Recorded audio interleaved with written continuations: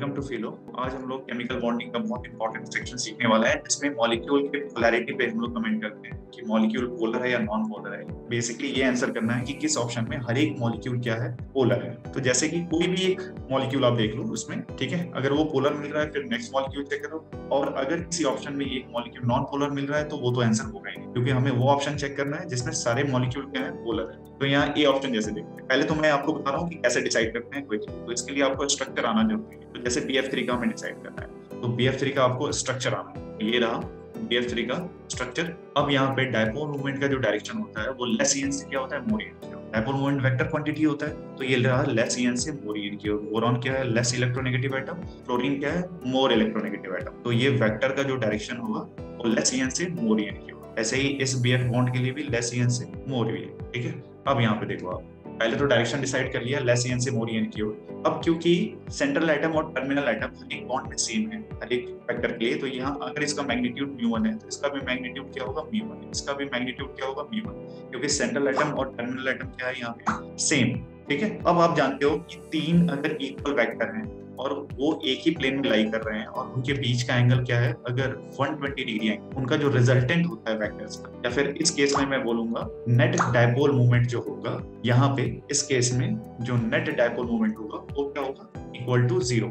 और net dipole movement अगर 0 होगा इट मींस मॉलिक्यूल क्या है, नॉन पोलर है। मॉलिक्यूल यहाँ पे क्या है, नॉन पोलर। हमें तो आंसर क्या चाहिए था, पोलर चाहिए था, बट BF3 क्या है, नॉन पोलर, यानी कि ये ऑप्शन तो बिल्कुल नहीं है। अब आगे देखने की जरूरत ही नहीं है, हमें वो ऑप्शन चेक करना है जिसमें चारों मॉलिक्यूल क्या है, पोलर होने चाहिए। यहाँ BF3 क्या आ गया, नॉन। ऐसे ही O3 चेक करोगे तो O3 पोलर आएगा, O3 आपका क्या आएगा, पोलर। ऐसे ही SF6 चेक करोगे तो ये आपका क्या आएगा, नॉन पोलर आएगा, ठीक है। XCF6 भी वैसे ही चेक करके आप बता सकते हो कि वो पोलर है या नॉन। सिमिलरली आप B ऑप्शन चेक करो कि B क्या है सर, क्या चारों मॉलिक्यूल हमें पोलर आ रहा है या नॉन पोलर। जैसे B ऑप्शन में मैं एक मॉलिक्यूल लेता हूँ या CO2 लेता हूँ, ठीक है।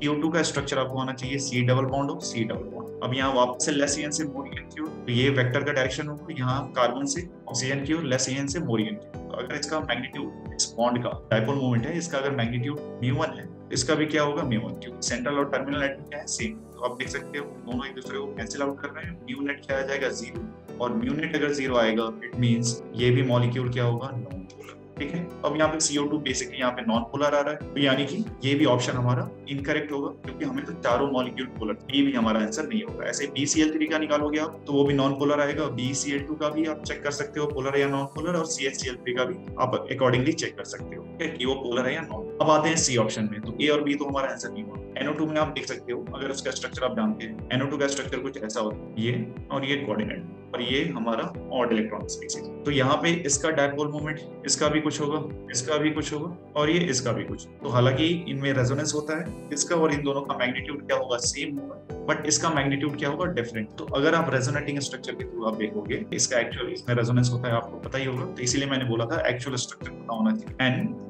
ये O, ठीक है, ये प्लस, ये माइनस, ठीक है।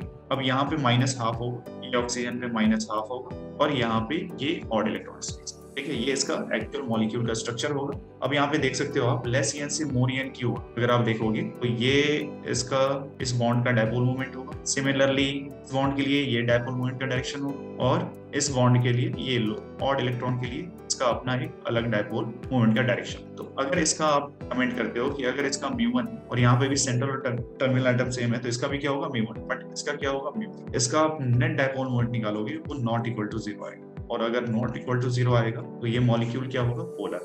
NO2 क्या होगा, पोलर। सिमिलरली आप चेक करोगे NH3, ये भी क्या आ रहा होगा, पोलर आ रहा होगा। POCl3 भी चेक करोगे, सेम फंडा है, POCl3, तो यहाँ देख सकते हो POCl3, तो इसका क्या है, sp3 एविडेशन, बट इसका डायपोल मोमेंट अगर μ2 है तो यहाँ देख सकते हो इनका और इनका तीनों का मैग्नीट्यूड μ2 से क्या होगा, डिफरेंट, और नेट डायपोल मोमेंट जो आ रहा होगा वो नॉट इक्वल टू 0 आ रहा होगा, और नॉट इक्वल टू 0 आ रहा होगा इट मींस ये क्या है, पोलर है। सिमिलरली CH3Cl का भी करोगे तो ये भी पोलर आएगा, यानी कि C ऑप्शन हमारा आंसर हो जाएगा, चारों मॉलिक्यूल पोलर है। ऐसे ही SO2, C6H5Cl, H2SE, BRF5 सबका करोगे स्ट्रक्चर बना के, सेम फंडा, लेस EN से मोर EN की, और उसके बाद net dipole moment, net resultant हमें वेक्टर का देखना है। इन सारे मॉलिक्यूल में क्या आ रहा होगा, पोलर। जैसे BRF5 का मैं एक एग्जांपल और ले लेता हूँ, BRF5 का देखो, तो BRF5 का स्ट्रक्चर कुछ ऐसा हो, और ये इधर एक लोन पेयर होगा। अब इनका डायपोल मोमेंट आप देखोगे, हर एक डायपोल मोमेंट, हर एक बॉन्ड का एक डायपोल मोमेंट होगा, क्योंकि हर एक बॉन्ड क्या है, पोलर है। ऐसा ही इसका भी होगा, ये भी होगा, ऐसा ही इस बॉन्ड का भी एक डायपोल मोमेंट होगा और इस बॉन्ड का भी एक डायपोल मोमेंट होगा। और सिमिलरली इस लोन पेयर का भी अपना एक डायपोल, और इसका जो मैग्नीट्यूड होगा